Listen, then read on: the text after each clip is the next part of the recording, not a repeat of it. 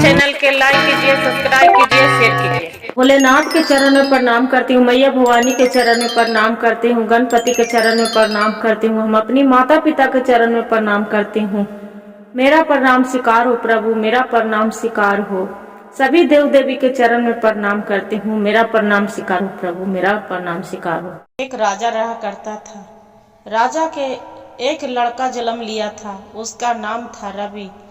रवि के जो इसका पिता राजा दिखाए, पंडित के बुला के पतरा बोले कि देखो तो मेरा बेटा के कोई ग्रह गोचर है, पंडित आपको जो दान दक्षिणा चाहिए आप ले लो, बाकी मेरा बेटा के किस्मत के भाग के लेख रेखा बता दो। पंडित बताते हैं, हे राजा साहब, आपका पुत्र के एक भिखारिन के लड़की से आपको शादी लिखा है। आपको पुत्र बहुत आगे के तेज किस्मत है। इतना बात सुने मन में विचार किया राजा साहब कि अरे हम अपना पुत्र के एक भिखारिन लड़की से कैसे शादी करेंगे। इतना पते बोलते हैं, पंडित से पूछते हैं कि हे पंडित जी, वे तो बताइए मेरा जो लड़का है उसका जो शादी होने वाला है, जो भिखारिन के लड़की, वो कहाँ है। बोलते हैं कि एक गांव के पूर्व दिशा में एक नगर है, वही नगर में एक नगर में हरथू नाम के एक गांव है। वही गांव में एक भिखारी है, वो भीख मांग मांग के रोज गुजर बस करता है। उसी को एक पुत्री जन्म ली है, उसी पुत्री से आपको अब शादी लिखा है लड़का के। इतना मन में पंडित जी के दान दक्षिणा देकर अब वो चला जाता है। पंडित जी चले जाते हैं। अब राजा मन में विचार करता है कि काहे ना वो भिखारन लड़की के हम ला के मार दें तब अच्छा रहेगा, न बांस रहे न बांसुरी बजे। क्या किया कि ये जो राजा साहब भिखारन की यहाँ वो चली गए।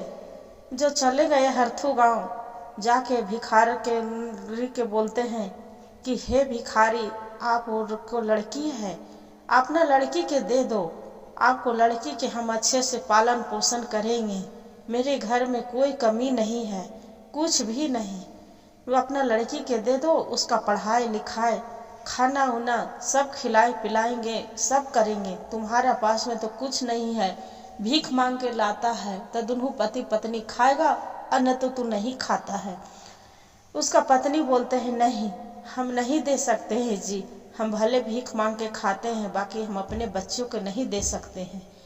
बाकी भिखारी था कुछ लालची, बोलते हैं कि ठीक है आप ले जाइए, मेरी बेटी के जो पालन पोषण करेंगे तब कोई बात नहीं। गोद में उठा के पत्नी से छीन के और जाके राजा साहब को लड़की के दे देते हैं। राजा ओकरे बदले में कुछ पैसा दे देता है, वहाँ से अपना बच्ची को लेके आ जाते हैं। अब बच्ची को लेके आ जाता है, तब सोचता है कि अरे ये तो बच्ची के हम गोदी में घर ले जाएंगे तब मेरा इसका प्रभाव मेरा बेटा के पड़ जाएगा, क्यों न इन्हीं ले जाके एक नदी में एकरा दहा देंगे, गंगा जी में, कि कभी वापस नहीं आएगा और नहीं मेरा पुत्र के इससे शादी लिखा है। इतना करके एगो क्या करते हैं कि सफ़ेद कपड़ा में लाल कपड़ा में लपेट के और जाके गंगा जी में दहा देता है। वहाँ पार्वती और भोलेनाथ देख रहे हैं। जब देख रहे हैं कि हे पार्वती बोलते हैं कि हे प्रभु, देखिए तो वो बच्ची ने क्या बिगाड़ा है, जो राजा साहब कितना दुष्ट है कि वो बच्ची के नदी में दहा दिया है। ये तो बताइए वो क्या बिगाड़ा है, बच्ची क्या किस्मत लेके उसका जन्म दिए हैं प्रभु। भोलेनाथ बोलते हैं कि हे पार्वती चिंता न करो, उसका कुछ नहीं होगा, तू देखते रहो। इतने में भोलेनाथ नारद जी के बुलाते हैं, नारद जी आप यहाँ आइए। बोलते हैं क्या प्रभु आप पुकार किए, क्या बात है, आज बहुत कभी पुकार नहीं करते थे, आज कैसे तो पुकार करते हैं, क्या बात है। तब बोलते हैं विष्णु जी के भी आराधना करते हैं, विष्णु जी भी आते हैं। बोलते हैं कि देखिए तो ब्रह्मा जी के बोलते हैं, तीनों आके देखते हैं तब कि ब्रह्मा जी अब क्या किस्मत में उसको लड़की के लिखे हैं। तो कि भोलेनाथ है वो लड़की के तो लिखे हैं यही कि उसका राजा घर में शादी होगा। बाकी तो देखो तो वही राजा नदी में डुबा उसका दहा दिया है गंगा जी में, बताइए। तब वो बोलते हैं नारद जी ब्रह्मा जी कि भोलेनाथ है आप ऐसा करिए कि गंगा माई के कह दीजिए कि एक पुष्प भेज दे कमल के, कमल पर लड़की रहेगी, कुछ नहीं उसका होगा, वो लड़की बच जाएगी। वही राजा के लड़का से शादी होना है तो वो कैसे डूब गंगा में दह के डूब मर जाएगी। इतना बात सुनते हैं भोलेनाथ है गंगा माई को प्रकट करके बोलते हे गंगा आप ऐसा करो कि एक पुष्प दे दो, वही पुष्प कमल के पुष्प पर वो लड़की के लाल कपड़ा में अपना बैठा लो, छान लो और वहाँ लेके चला जाओ कि कोई अपना ले जाएगा और पालन पोषण करेगा। इतना करके अब भोलेनाथ है उसका गंगा के माता क्या करते हैं कि अपना पुष्प भेज दे देते हैं कमल के, अब कमल के पुष्प पर वो लड़की बच्चा के बैठा देते हैं। अब बच्चा के वैसे ही दहल जा रहे रोते लाल कपड़ा में लपेट के, तब रोते जा रहा है केहों करते। तब वहाँ देखता है कि नदी के जो गंगा के अरार पर जाके एक मछुआरा मछली फंसाते रहता है। जो मछली फंसाते रहता है तो देख रहा है कि एक बच्ची, उसका बाल बच्चा कोई नहीं था, कोई के माने कोई नहीं, बच्ची रोते जा रही थी। वो मछुआरा देख रहा है कि अरे हे भगवान भोलेनाथ आज तो हमरा प्रसादी मिल गया, आज देखो एक बच्ची आ रही है, कभी भगवान मेरा बच्ची नहीं हुआ था, हे भगवान आज मेरा गोद में मेरा पत्नी के भर दिए, इतना मांगे बाकी आप नहीं दिए। वो बच्ची के छान लेते हैं और छान के और वही कपड़ा लाल कपड़ा में पुष्प पर रहता है और ला के अपना पत्नी के दे देते हैं सुनिया के कि हे सुनिया एक काम देखो, ये भगवान मेरी पुकार सुन लिए, रोज तू जाती है पूजा करे, माँ दुर्गे के पूजा करती थी, भोले बाबा से मांगती थी, आज देखो सब कुछ सुन लिए, भोलेनाथ ने भी सुन लिए, माँ दुर्गे ने सुन लिए, देखो एक दुर्गा के रूप में कितना सुंदर कन्या थी, कमल के पुष्प पर बैठी थी, लक्ष्मी माता है, ये लक्ष्मी जी है, इसका अच्छे से पालन पोषण करना, कोई चीज की कमी नहीं होने देना। बोलते हैं नहीं जी ये लक्ष्मी माता मेरा छात आए हैं, ये देवी है। इतना करके अब वो अपना बेटी के पालन पोषण करने लगती है। जो पालन पोषण करने लगती है 20 साल हो गया, लड़की जवान हो गई। इसका बेटा था राजा साहेब के, वो हरी, इसका नाम रवि वहाँ जाते हैं, पिताजी आज जा रहे हैं घूमने के लिए, अपना घोड़े पर सवार होके चलने लगता है। जो घोड़े पर सवार होकर जंगल में सफर कर रहे, सफर करते करते उसका प्यास बड़ी कस के तेज से लगा है। वह देख रहा है कि जो मछुआरा के लड़की थी वहाँ एक झोपड़ी दिखाई देता है। रवि के वो प्यास के मारे पूरा कपस रही थी, एकदम कंठ सूख रहा था। तब बोल रहे हैं कि अरे कहाँ पानी पीऊँ, इन्हें तो कन्हू पानी भी नहीं मिलेगा। अच्छा वो झोपड़ी है ना, वो झोपड़ी में से मांग के पानी पी लेती हूँ, कोई रहे इसे जात पात से क्या लेना देना है, पानी तो मिल जाएगा ना। इतना करके और बाद में वो पानी मांगने जाता है कि अरे भाई चाचा कोई है पानी तो दे दो, मेरा प्यास लग रहा है। तब बोलते हैं उसका पिता जो मछुआरा था, सुमन पानी लाके दे दो, ये प्यासा है, पता नहीं कहाँ से आया है, एक लड़का है। उन्हें से सुमन पानी लेके आती है। बोलते पिताजी कौन है ये, ताकि अरे कोई रहे बेटा, वो राहगीर कोई भी है, पियासा के पानी देना चाहिए, दे दो।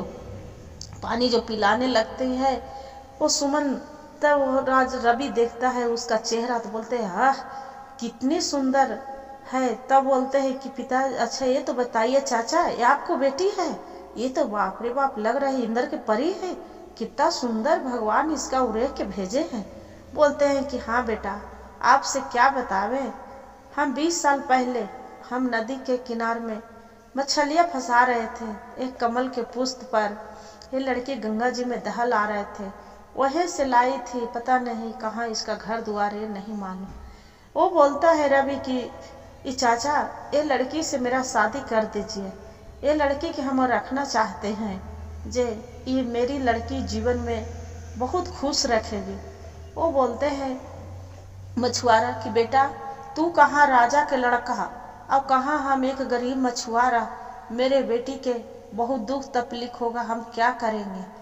बोलते नहीं चाचा कुछ नहीं होगा, हमरा रहते भर में क्या होगा, जब माए बाप को जो कुछ करेंगे तो हमरा कुछ करेंगे तब इसका कुछ होगा। जो मेरा मारेंगे तब तो ये सुमन के मारेंगे नहीं, मेरे साथ शादी कर दीजिए। शादी विवाह क्या करता है मछुआरा, कर देता है, अब करके उसका भेज देता है। भेज के तो लड़की आती है, उसका पिता देखते हैं बम्बूला गुस्सा के मारे लाल पियर आँख कर देते हैं, तू ये रवि तू क्या कर दिया, कहाँ से एक लड़की उठा के ले आया है। बोलते हैं कि पिताजी आपको लिए कोई लग रहा है दूसरा कोई, बाकी ये मेरी अथी है अर्धांगिनी है, इसका से हम शादी करके लेके आए हैं, ये मेरी पत्नी है, इसका मत कुछ सुनाइए। बाकी जखनी तो नहीं बोलता है, उसका राजा साहब के मन में पूरा विचार होने लगता है कि एक भिखारी के लड़की पूछता है लड़की से कि अच्छा ये तो बताओ तू कहाँ से आया है, से तुर माता पिता कौन है।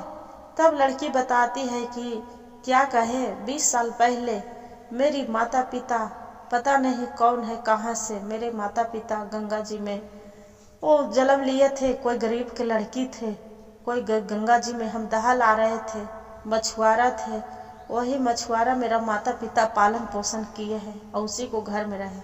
तब राजा साहब समझ जाते हैं कि अरे ये तो लग रहा है कि भिखारन के लड़की है, जे वही है, अच्छा ऐसे ही नहीं मरेगी, ये मेरे घर में हम अपना बेटा के दूसरा विवाह कर देते हैं, रुक जाओ।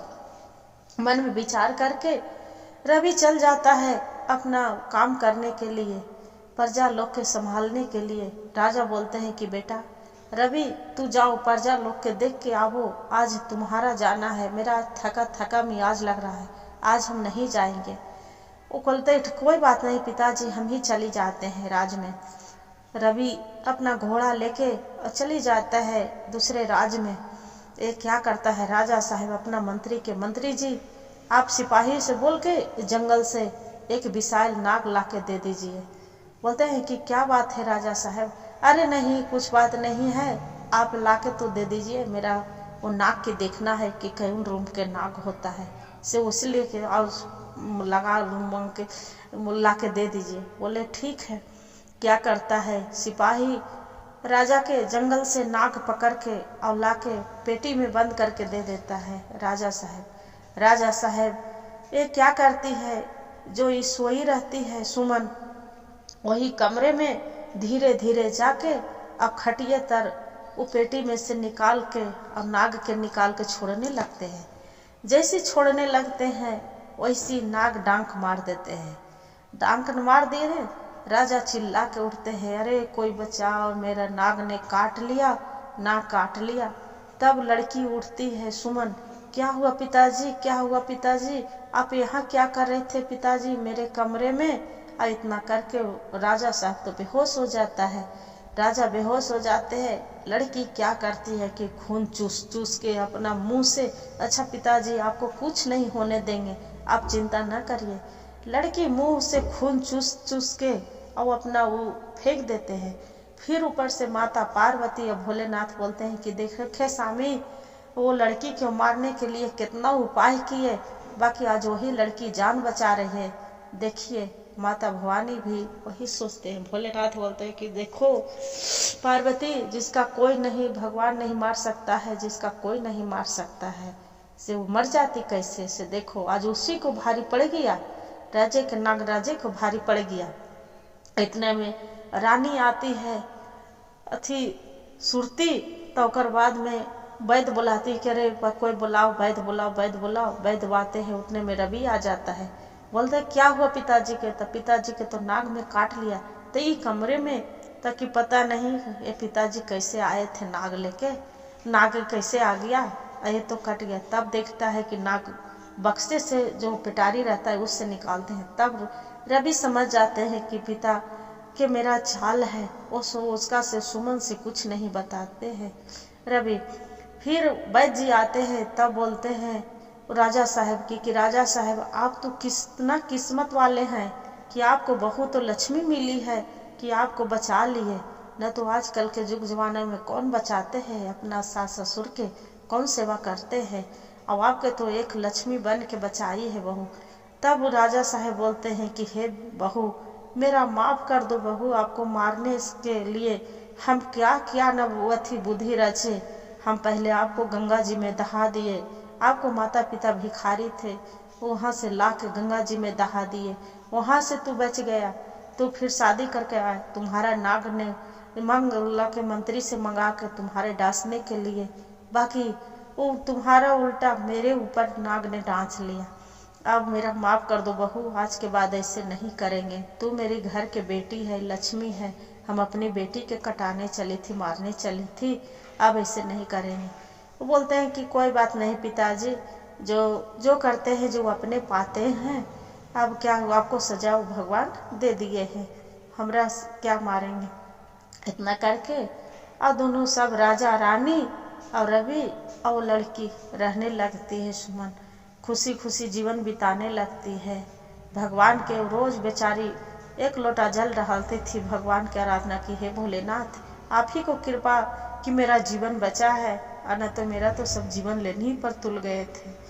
इतना का हर हर महादेव, घर घर महादेव। गुरु भाई गुरु बहन, जो मेरा कहानी अच्छा लगे तो वीडियो को लाइक और सब्सक्राइब और शेयर जरूर करिएगा। हर हर महादेव कमेंट में लिखना ना